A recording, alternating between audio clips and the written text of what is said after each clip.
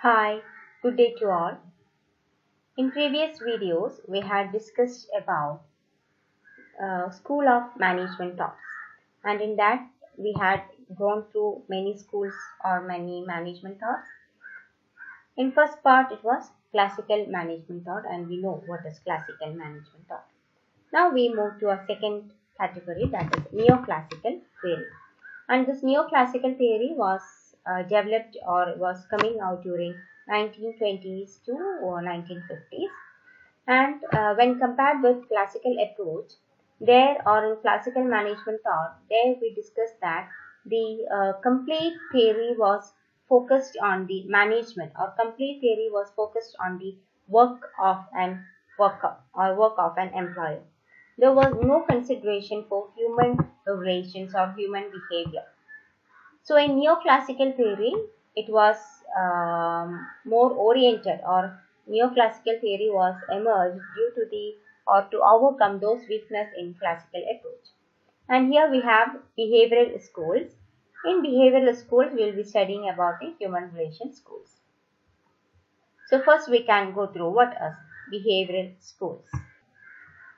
This was developed to perceive weaknesses in assumptions of classical management school. And as we know, in classical approach or in classical management school, it was mainly focused on the efficiency of work, how to perform that work in better way, what are the principles to be followed to get more or to be more efficient in the work, like that.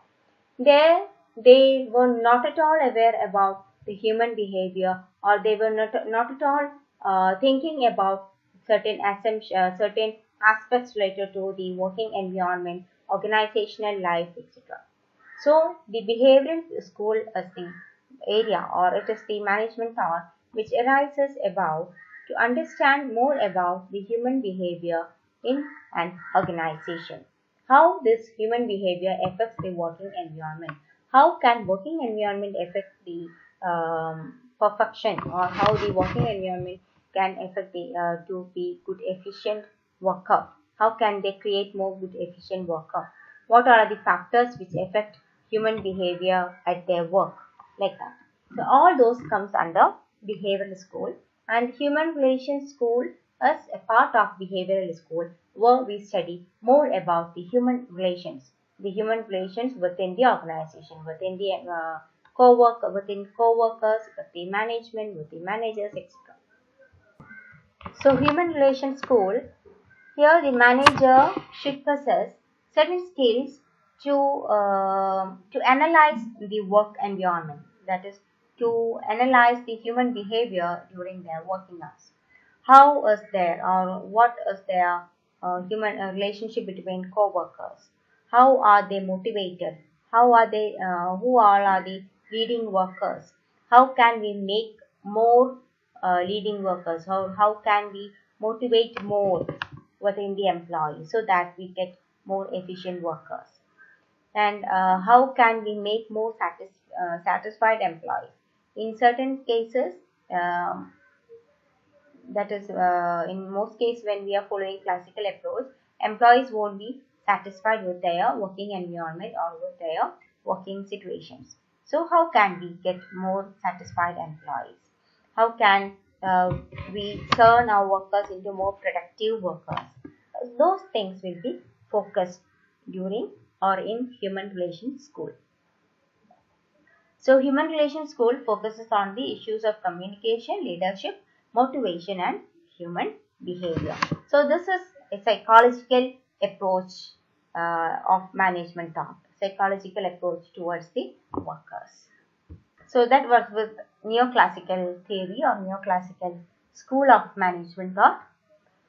Now we are moving to a third category, that is modern management theory. So modern management theory, it highlights the complexity of organization, or how much our workers are complicated in their work environment. What are their different needs? How are they what are their motives? What are the aspirations, potentials, etc.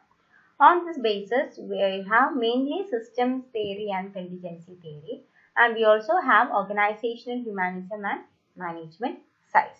So first we can go through what is systems theory. System theory, it is a way that looking the organization whole, not as a people or some task. Here they will be looking an organization as a whole system, not as a production unit, not as a working unit, not importance given to workers or management. They will be giving equal importance to all.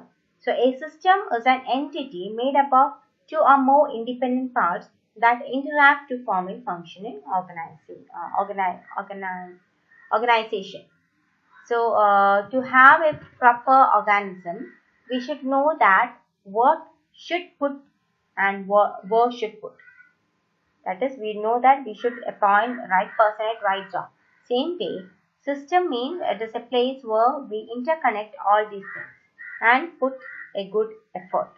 So system theory, as per system school of management thought or system theory, it should have proper working environment, it should have proper human behavior, workers should perform well, and also the system of working should be apt.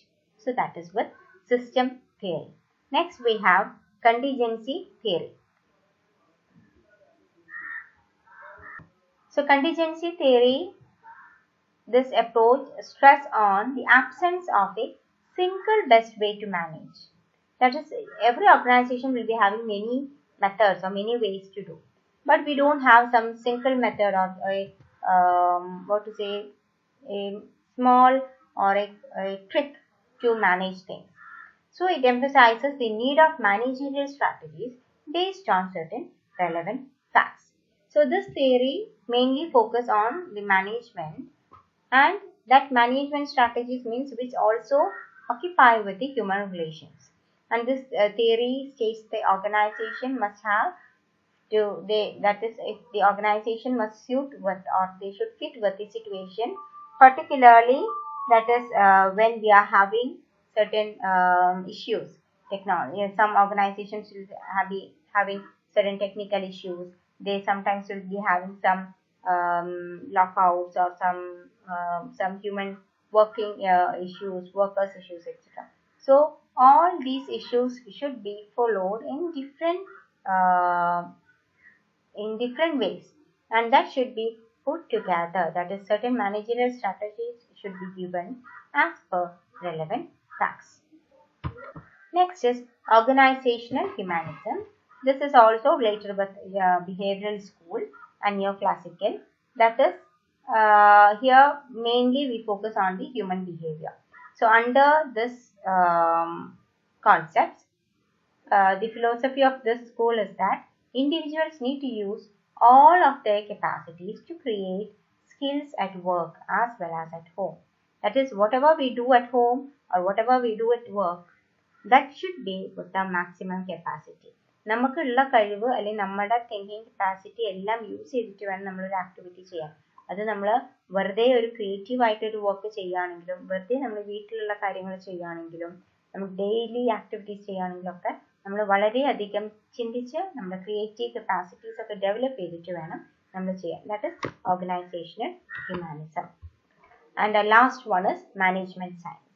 So as the name indicates, it is the quantitative approach for this theories or on this approaches, and this approach facilitates disciplined thinking, achieving a precise manner, then perfection between the relationships, and also certain variables and facts in quantitative terms. That is, here everything is measured in quantitative terms. Human relations will be measured when they are working a situation, how much they are disciplined, how can they achieve things to achieve. All those things will be done in a quantitative approach. So these are different school of management thoughts: classical, neoclassical, and modern approaches. Thank you.